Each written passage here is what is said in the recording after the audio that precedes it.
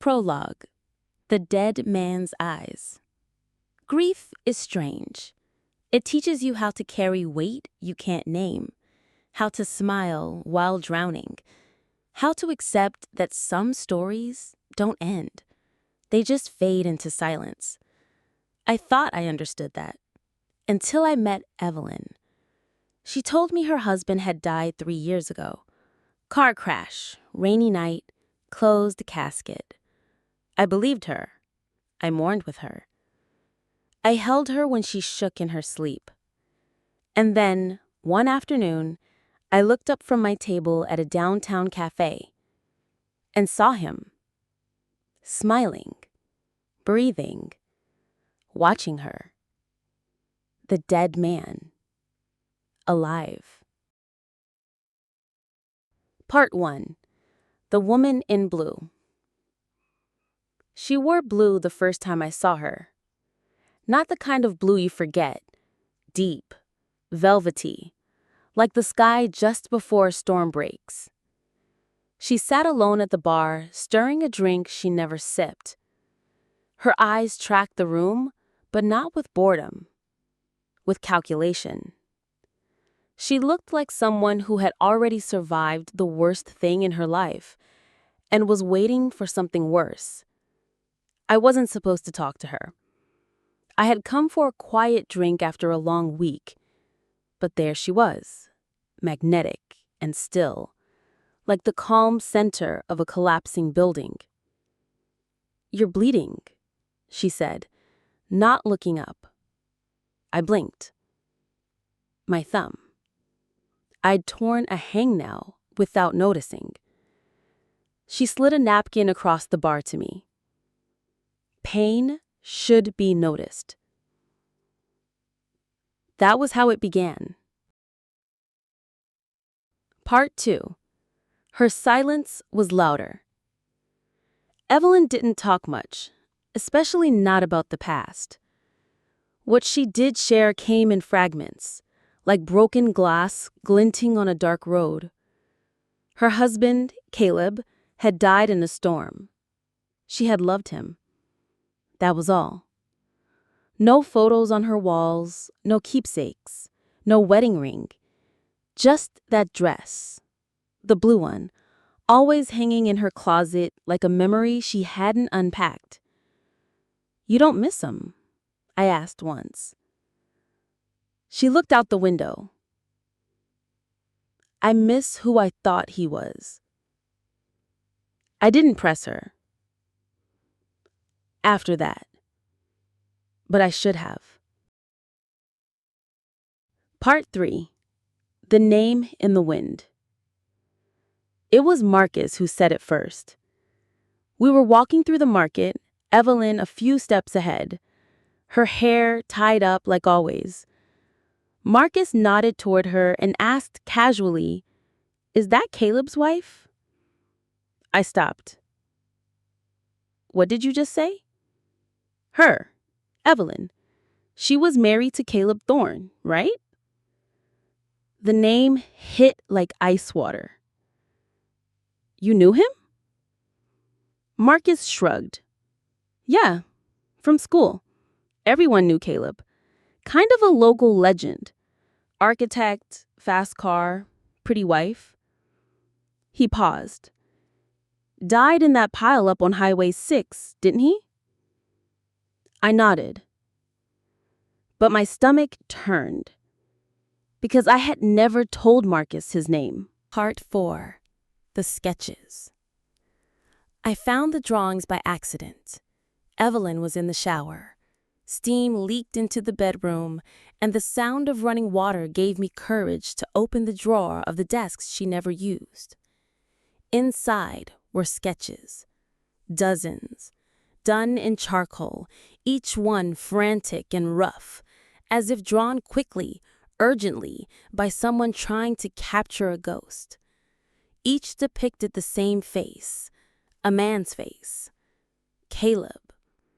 I recognized him immediately, despite never having seen a photo. Marcus had called him a local legend, but these sketches revealed something else. Fear. Not Evelyn's fear, Caleb's fear. In each sketch, his expression shifted from surprise to confusion to terror, as if something unseen had reached out from the darkness to touch him. At the bottom of each drawing, a date scribbled hastily. The night he'd died. I heard the water stop. Quickly, I shoved the papers back into the drawer. But the image of his eyes, wide, terrified, staring straight at me, remained. Part 5. The Cafe on Elm Street. It happened a week later. Elm Street Cafe was crowded that afternoon, conversations blending into indistinguishable murmurs. I had ordered coffee and was about to leave when something in the corner caught my eye. It was the blue of her dress. But Evelyn wasn't alone. She sat with the man whose back was turned to me. They spoke softly, leaning close, his hand brushing hers with casual intimacy. Something tightened in my chest. Then he turned slightly, just enough for me to see his profile. And my world shattered. It was Caleb. Alive. Smiling. Breathing. He reached over and brushed Evelyn's cheek, tenderly, as if nothing could separate them. I couldn't move. I watched Evelyn's expression shift. Not happiness, not sadness, something darker, something controlled. Then her eyes met mine across the cafe, and she smiled. A gentle, knowing smile. She knew I had seen him. She wanted me to. Part 6. The House of Mirrors. She didn't deny it when I confronted her. Evelyn stood by the window, bathed in moonlight, silent witness. "Caleb is alive," I said, forcing the words out. They sounded hollow, absurd. "Yes," she replied quietly. "You told me he died." She looked away, her voice barely audible. "He did. I saw him." She turned sharply, her eyes fierce. "You saw what he wanted you to see. What does that mean?" She stepped closer, her gaze unwavering. "Caleb doesn't just build houses. He builds worlds. He shapes truths. His death was just another design, carefully planned, perfectly executed." "Why?" She touched my face gently, sadly. "Because sometimes the only way to control someone is to disappear from their life completely until they forget who you really were." I didn't understand, but something in her eyes begged me not to ask further. I did anyway. "What about the drawings?" Her expression darkened. "Those aren't mine. They're his."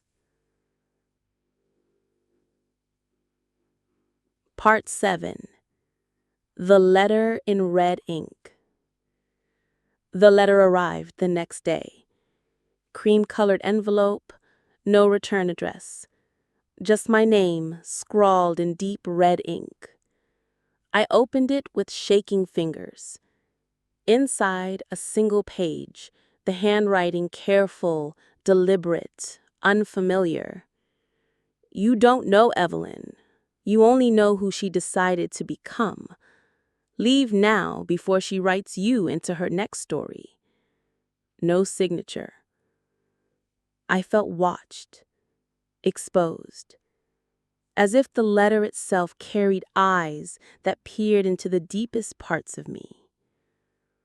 "Who sent this?" I asked Evelyn when she returned home. She glanced at the page, then away, unaffected. "He did." "Caleb? Who else?" "Why warn me?" She took the letter from my hand, folded it carefully, and put it back in the envelope. Then she leaned closer, whispering as though the walls might hear. Every story has two authors. Caleb thinks he can rewrite mine. She smiled, sharp, defiant. But I'm not finished telling it. Part 8. The Man Who Knew Too Much. I went to Marcus again. He greeted me warily, noting my agitation. "You look like hell." "Caleb Thorne is alive," I said bluntly. Marcus hesitated, his gaze uncertain. "Yeah, I know." "You knew?" He exhaled slowly. "I didn't want to believe it, but I've seen him around. He's careful, quiet, but he's back." "Why?" Marcus shrugged. "Maybe he never left, or maybe Evelyn brought him back." "How do you know so much about them?" Marcus glanced around nervously.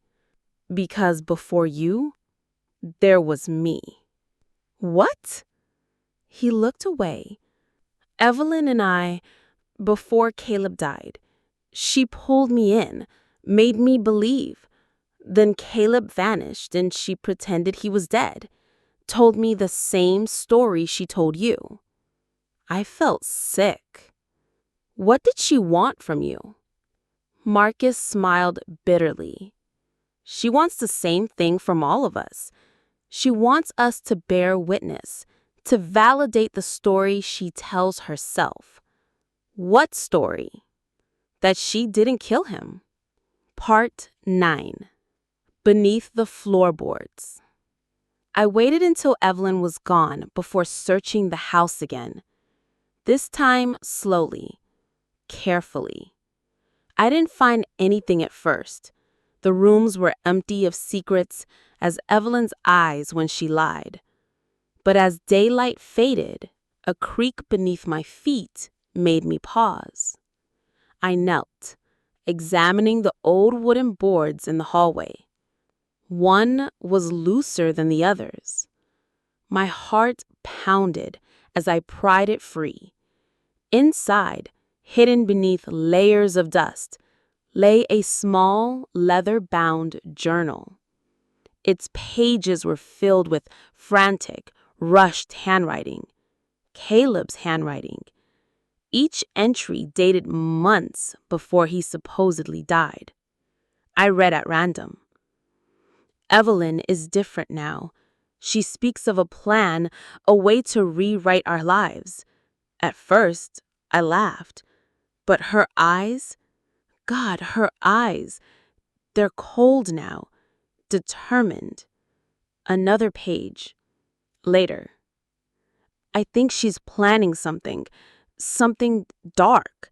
She told me, one of us has to die to truly live." I don't recognize her anymore. My throat went dry. The last entry was short, written the day he vanished. "If anyone finds this, I didn't choose this ending. She did." I snapped the journal shut, heart hammering, just as the door opened downstairs. Evelyn was home. Part 10. The Candle in the Window. That night, Evelyn cooked dinner as if nothing had changed. Her calm was unnerving. "You're quiet," she finally said, sipping her wine. I looked at her carefully. "Did Evelyn ever hurt you?" She met my gaze without blinking. "Yes, he hurt me in ways scars don't show." "Why did you tell me he was dead?" "Because he was dead to me," she whispered, voice edged with steel. "What difference does breathing make when you've erased someone from your story?" She rose from the table, walked slowly to the window, lighting a candle there. Its small flame flickered against the glass. "Why do you do that?" I asked softly. She stared into the darkness outside. So he knows I haven't forgotten. Forgotten what? She didn't answer immediately. When she spoke again, her voice was distant, hollow. That every story has an ending, and sometimes the ending comes back for you. I followed her gaze outside, and I saw him, Caleb, standing at the edge of the yard, watching us. Part 11. The Photograph That Lied. The photograph arrived in an envelope without postage, tucked carefully under the front doormat. I unfolded it slowly. It was black and white, grainy, taken from afar. In it, Evelyn stood with Caleb, her hand touching his cheek tenderly, their expressions caught mid-whisper. On the back, a single sentence written in familiar red ink. She said I hurt her, but she never told you what she did to me. My breath felt shallow, my fingers trembling. I confronted Evelyn immediately, holding the photograph in front of her. What is this? She barely glanced at it. It's Caleb's way of rewriting history, she said coldly, indifferently. A perfect moment, carefully staged. Did you lie to me? She looked away, but not from guilt, something colder. I never lied. Caleb is dangerous. He controls everything, even when you think you're free. What did you do to him, Evelyn? She met my eyes, steady and sharp. I did what was necessary. Part 12. The Shadow on the Stairs. That night, sleep was impossible. Every noise felt amplified. The wind against the windows, the creaking of old wood. I sat upright, listening intensely. Then came footsteps, faint but clear, echoing from downstairs. I moved cautiously to the bedroom door and peered into the hallway. At the bottom of the staircase stood a figure, motionless. Caleb's unmistakable form, silhouetted in darkness, face obscured.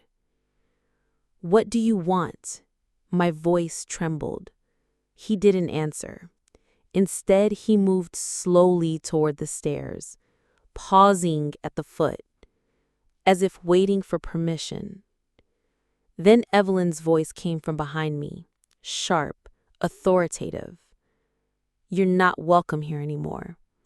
He tilted his head slightly, acknowledging her, then stepped backward into the shadows until he disappeared completely. She whispered, "He won't stop." "What does he want?"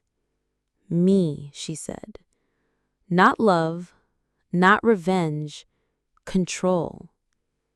He'll break you just to break me." Part 13. Marcus's Last Call. My phone woke me just after sunrise. Marcus's voice shook on the other end. "I found something. Meet me, now." When I arrived at his apartment, the door hung ajar. Inside, the room was trashed, papers scattered everywhere. Marcus was sitting on the floor, holding his head in his hands. Blood trickled from a small wound near his temple. "What happened?" I asked, kneeling beside him. "He was here," Marcus whispered. "He said if we keep digging, we'll find bodies we're not ready to see." I felt dread coil tightly around my chest. Marcus handed me a crumpled paper. "I stole it from his coat," he said, voice shaking. "It's yours now." On the paper, another address, and beneath it, words that froze my blood. "The graves you dig always bury more than secrets." Marcus grabbed my arm, his eyes wild.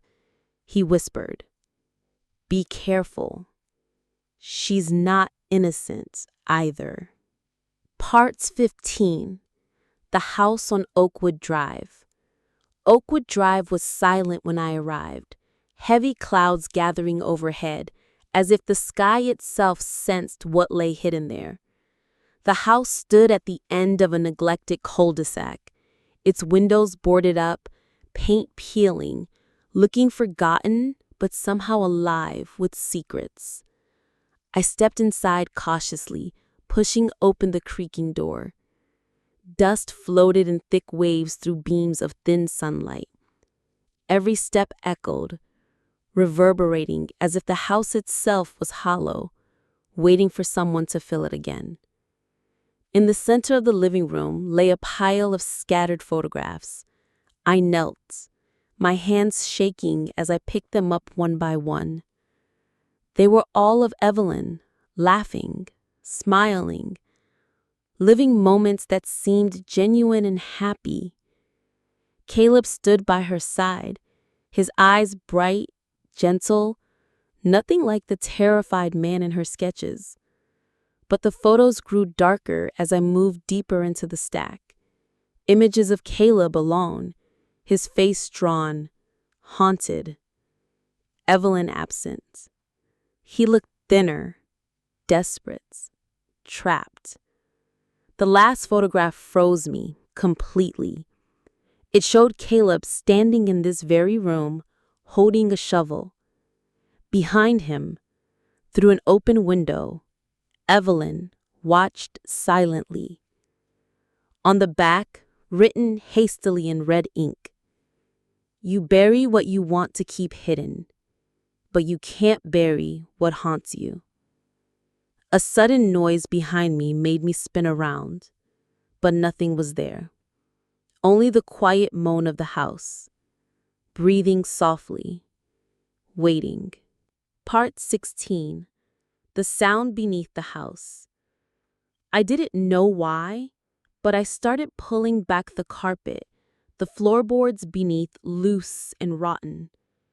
My fingers scraped dirt, heart racing as I dug, expecting I didn't know what. My breath caught as something emerged. Fabric, dark and stained. I pulled harder. A jacket. Caleb's jacket. The same one from the photograph. Inside its pocket, something small and hard. A key. Rusted, but solid. A sound began beneath me then. A soft, steady thumping, rhythmic, like a heartbeat trapped underground. I scrambled back, eyes wide. The house seemed to pulse with it, walls humming, vibrating. Outside, a car door slammed. Through a crack in the boarded window, I saw Evelyn standing by her car, face turned toward the house, expression unreadable. She knew I was here. She had always known. Part 16. The door beneath the ground. I ran from the house without thinking, shoving the key deep into my pocket. Evelyn stood motionless, watching silently as I approached. "What's buried beneath that house?" I demanded, voice hoarse with panic. She didn't answer immediately. "Caleb's truth," she finally whispered. "You buried him?" "No," she said. "He buried himself." I shook my head. "What does that mean?" She stepped closer, calm yet wary. "Caleb tried to rewrite his own story, but some narratives don't die. They wait, buried, until someone finds them." "Why didn't you tell me?" She looked away. "Because I was afraid you'd believe his version instead of mine." "And what's your version?" She said, "That he never really left. Caleb lives in every shadow, every silence. He wanted freedom, but what he created was a prison he couldn't escape. She reached out gently, her hand cool against my skin. But now, she whispered, eyes fierce, determined. He'll take you down with him. Part 17. Beneath the Soil. I waited until the moon was high before returning to Oakwood Drive. The key felt heavy in my pocket, a silent burden of what waited beneath. Outside, the wind whispered through the trees, each step toward the house heavier, more difficult. The door swung open silently, as though expecting me. The thumping beneath the floorboards had stopped, replaced by a stillness more chilling than the noise itself. With the flashlight gripped tightly, I moved into the basement. There, barely visible beneath old furniture and rotting boxes, was another door. Low, weathered, partially hidden. My fingers shook as I inserted the key. It fit perfectly. The lock clicked softly, the sound sharp in the silence. Pulling open the small door revealed a narrow tunnel, walls damp, earth-smelling, oppressive. I crawled through, my heart pounding in rhythm with each movement. At the end, a chamber, hollowed from dirt and rock, illuminated faintly by candles long since burned down. And there, in the center, a simple wooden chair faced away from me. Caleb? My voice barely rose above a whisper. Slowly, the chair turned. It wasn't Caleb. It was Marcus. He smiled weakly, eyes hollow, chained to the chair by rusted metal cuffs. He knew that you'd come, Marcus whispered. He told me to tell you something. What? My voice trembled. That Evelyn buried more than just him, Marcus said, voice fading. She buried every version of the story she couldn't control. Then behind me, the tunnel door slammed shut, plunging us into complete darkness. Part 18. Evelyn's Truth. Hours passed, or days. The darkness was absolute, time meaningless. I heard Marcus breathing shallowly beside me, the silence oppressive until footsteps echoed down the tunnel again. Light spilled into the chamber. Evelyn stood in the entrance, holding a lantern, her eyes reflecting the flame. Why? I whispered, voice ragged. Why bring me into this? She approached slowly, setting the lantern down, its glow illuminating her haunted face. Because Caleb always needs witnesses. You saw the sketches, the photographs, you read his letters. He never wanted to disappear. He wanted everyone to see what I did. What did you do? She knelt beside me, eyes cold but filled with pain. I buried him alive, not physically, but emotionally, mentally. I stripped away everything that made him Caleb. I destroyed the lies he built around himself until there was nothing left but truth. And Marcus? She glanced sadly toward him. Marcus found out too much. Caleb showed him his real face, the same face he's about to show you. What does he want from us? She stood, picking up the lantern again, casting shadows that danced on the walls. He wants to prove that the only truth anyone believes is the one they fear most. Then softly, and he's not done yet. Part 19. Caleb's Return. The air shifted, cold, electric.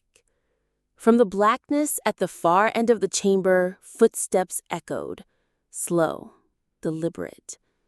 A figure emerged, dirty, gaunt, but unmistakably Caleb, alive, changed. His eyes glowed with something between triumph and madness. Evelyn stiffened but didn't step back. Caleb looked at her, then at me, then at Marcus, chained and half-conscious. I told you, Caleb whispered, his voice cracking. Stories don't end. They multiply. They infect. He turned to me, his gaze unblinking. You think you know what's real? You only know what you're allowed to remember. He circled us slowly, every movement radiating control he never showed in Evelyn's sketches. You tried to bury me, Evie, he said quietly, but you can't bury what you are. Evelyn's hands shook. Caleb kneeled in front of me, his face inches from mine. Tell me, what did she make you believe? My throat was dry. That you were dead. That she survived you. He smiled, a terrible, gentle smile. We both survived each other. That's the curse. He looked at Marcus, whose eyes fluttered open. You saw behind the curtain. You know what happens to people who do. I stared into Caleb's eyes and saw nothing but darkness and hunger. Part 20. The Truth That Burns. Caleb reached for the lantern, holding it high. There are no heroes here, he said, voice suddenly weary. Only witnesses, only accomplices. He handed the lantern to me. You want truth? You have to be willing to burn for it. I looked at Evelyn. She closed her eyes, tears on her cheeks. You think I'm a monster, but you never saw what he became. Caleb laughed, sharp, echoing off the earth. We make each other into monsters, darling. That's the point. He leans close. You can leave, but you have to decide whose story you take with you. The room trembled, dust falling from the ceiling. Evelyn pressed something into my palm, a key, smooth and cold. Whatever you choose, she whispered, make it your own. Epilogue. The grave we choose. I staggered from the house at sunrise. Dirt streaked across my face, lungs burning, the key warm in my fist. Behind me, Oakwood Drive was silent, the house sinking further into its own darkness. Marcus was gone. Evelyn disappeared into shadow. Caleb's voice still echoed in my mind, a song of unfinished stories and buried truths. What happened in that basement would never leave me. I live now with the weight of two stories. One, where Evelyn is the victim. One, where Caleb is the monster. Both are true. Both are lies. And somewhere beneath the earth, something keeps thumping, waiting for the next witness, the next version. Some graves you never stop digging. Some ghosts you never stop loving. And sometimes the only way out is to tell the story, even when no one will believe it.